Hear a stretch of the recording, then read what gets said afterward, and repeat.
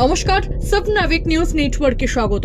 গ্রেপ্তার হওয়া 7 দিন পরও ঔদ্ধত্য কমল না আরিয়াদহ কাণ্ডের মূল অভিযুক্ত জয়ন্ত সিং এর। আজ তালতলা স্পোর্টিং ক্লাবে আরিয়াদহ কাণ্ডের পুনর্নির্মাণের জন্য আনা হয় মূল অভিযুক্ত জয়ন্ত সিংকে। বেশ কিছুক্ষণ পর ক্লাবের ভেতর থেকে জয়ন্ত সিংকে বের করে আনার সময় যে ছবি ধরা পড়েছে তাতে দেখা যাচ্ছে জয়ন্তর শারীরিক অভিব্যক্তি খুব সাধারণ এবং তার বিরুদ্ধে একের পর এক যে অভিযোগ উঠছে সেই নিয়ে কোনো অনুশোচনা বোধ প্রকাশ পেল না তার চোখে মুখে। এই মুহূর্তে আমাদের সঙ্গে রয়েছেন আমাদের editor in chief Chandan Sengupta. Sir, যার বিরুদ্ধে অভিযোগের পাহাড় গ্রেপ্তার হওয়ার পর কিভাবে এতটা সাবলীল থাকতে পারে জয়ন্ত সিং? কিভাবে ঔদ্ধত্য দেখাচ্ছে ওই দুষ্কৃতী? দেখো, ঔদ্ধত্য পরের প্রশ্ন। 1 জুলাই ঘটনাটি আমাদের প্রকাশ্যে এসেছিল। বেলঘড়িয়া থানার পুলিশ বিশেষ অভিযান চালিয়ে তাকে নাকি বড়নগর থেকে গ্রেপ্তার করেছিল। এখানে নাকি শব্দটা এই কারণে বলা হলো যে বিরোধীদের দাবি জয়ন্ত সিং তার আইনজীবীর মাধ্যমে আত্মসমর্পণ করেছিল, কিন্তু পুলিশের দাবি তাকে গ্রেপ্তার করা হয়েছিল বড়নগরের একটি জায়গা থেকে। সেই 4 জুলাই, আজকে 12 জুলাই, অর্থাৎ মধ্যবর্তী 7টা দিন কেটে গেছে। 7 দিন যে পুলিশ হেফাজতে রয়েছে। তারপরেও কিন্তু আজকে সকাল থেকে যে টান উত্তেজনা ছিল আরিয়াদহ কালীতলা স্পোর্টিং ক্লাব সংলগ্ন অঞ্চলে, সকাল থেকেই আমাদের কাছে খবর ছিল যে সেখানে পুলিশ সেই যে ঘটনাটির ভিডিও ভাইরাল হয়েছিল সেই ঘটনাটির পুনর্নির্মাণে তাকে সেখানে নিয়ে আসা হবে এবং যথারীতি এসিপি বেলঘড়িয়ার নেতৃত্বে জয়ন্ত সিংকে নিয়ে আসা হয়। সঙ্গে আরও অন্যান্য উচ্চপদস্থ পুলিশ আধিকারিকেরা ছিল। ঘটনার ভেতরের ছবিও আমরা একটুখানি দেখতে পেলাম, মানে তোলার সুযোগ পেয়েছিলাম।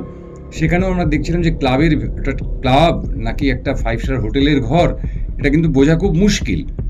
এখন প্রশ্ন হচ্ছে যে ওনাকে ভেতরে নিয়ে গিয়ে কী করা হয়েছে সেটা তো আমরা তো বাইরে থেকে দেখতে পাইনি, কিন্তু যেটা হলো সেটা হচ্ছে সেখান থেকে কিছু লোহার রড, লাঠি ইত্যাদি পুলিশ উদ্ধার করে নিয়ে গেছে, সেটা আমরা দেখেছি। এবং যেটা সবচাইতে বড় ঘটনা হলো যে বেরোনোর সময়, অর্থাৎ ওই ক্লাব ঘর থেকে যখন জয়ন্ত সিংকে বের করে আনা হলো তখন যেটা আমরা ক্যামেরায় মিস করে গেছি, অর্থাৎ আমরা একটা অ্যাঙ্গেলে দাঁড়িয়েছিলাম আর অন্যান্য চ্যানেল আরেকটা অ্যাঙ্গেলে দাঁড়িয়েছিল।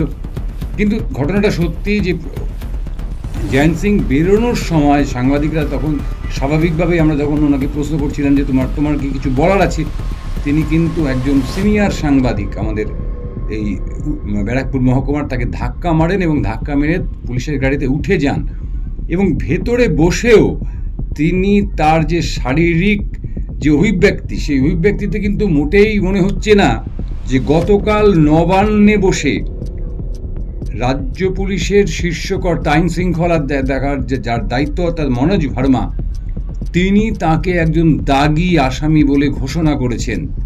তার চেহারার মধ্যে কিন্তু সেই রকম কোনো রকম যে একটা ভয়, ভীতি বা তার ভবিষ্যৎ সম্পর্কে তার একটা চিন্তাভাবনা বিন্দু মাত্র ছিল না, বরং তিনি সাংবাদিকদের সঙ্গে টুকটাক যে কথাগুলো বলছিলেন সেটা অত্যন্ত ঔদ্ধত্যের সঙ্গে।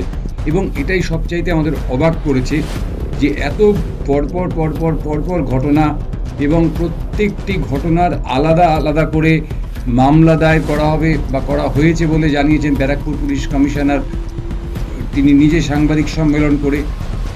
এবং এই মুহূর্তে সারা রাজ্য রাজনীতি উত্তাল এই জয়ন্ত সিং এর ঘটনাকে কেন্দ্র করে। তারপরেও যাকে কেন্দ্র করে এত ঘটনা, আমরা কালকেই দেখিয়েছিলাম যে আমরাও আক্রান্ত হয়েছিলাম জয়ন্ত সিং এর পরিবারের দ্বারা। আজকে জয়ন্ত সিং নিজে একজন সিনিয়র সাংবাদিককে ধাক্কা মারলেন এবং পুলিশের সামনে ধাক্কা মারলেন, তারপরে তার গাড়িতে উঠে গেলেন। আমাদের দুর্ভাগ্য সেই ধাক্কা মারার ছবিটা আমরা সেই মুহূর্তে পাইনি, কারণ এটা ফ্র্যাকশন অফ সেকেন্ডের ঘটনা। কিন্তু যা দেখলাম তাতে কিন্তু মনে হচ্ছে যে জয়ন্ত সিং তার নিজের মুডেই রয়েছেন, অর্থাৎ এই সমস্ত যে মামলা, সেই মামলা যতদিন তাকে আটকে রাখতে পারে বা যে কদিন তার হাজতবাস হয়, তারপর বেরিয়ে আসলে কিন্তু তার মূর্তি তিনি আবার ধরতে পারেন। অন্ততপক্ষে তার চেহারা দেখে যেটা মনে হলো, যতই আমাদের চ্যানেলগুলো বা আমরা সবাই এই ঘটনার বিরুদ্ধে মুখর হই না কেন, কোনো একটা অদৃশ্য হাত তার মাথার উপর নিশ্চয়ই রয়েছে, যার ফলে এই জয়ন্ত সিংয়ের এই যে শারীরিক ভাষা বা মুখের ভাষা। পিয়ালি। অনেক ধন্যবাদ স্যার, সঙ্গে থাকো। মদন মিত্রের সঙ্গে আমার কোনো যোগ নেই। পুনর্নির্মাণের পর পুলিশের গাড়িতে বসে এই দাবি করলেন জয়ন্ত।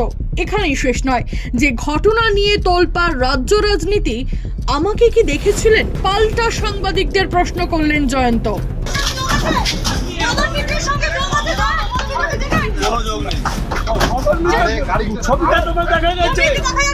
নেতাদের সাথে সবাই নেতাদের সাথে সবার ছবি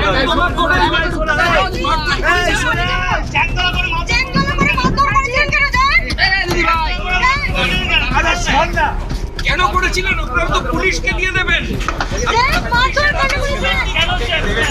পুলিশের হাতে তুলে নিয়ে দেখা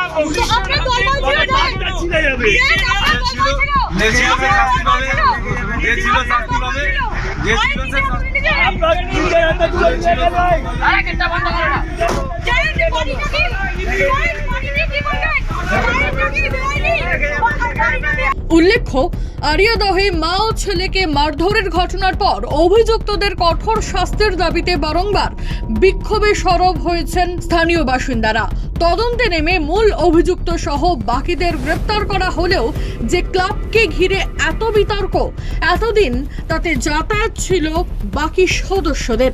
অবশেষে এদিন পুনর্নির্মাণের পর তালতলা স্পোর্টিং ক্লাব সিল করে দিল বেলঘরিয়া থানার পুলিশ। রাজা দে, সাবনাভিক নিউজ, আরিয়াদহ।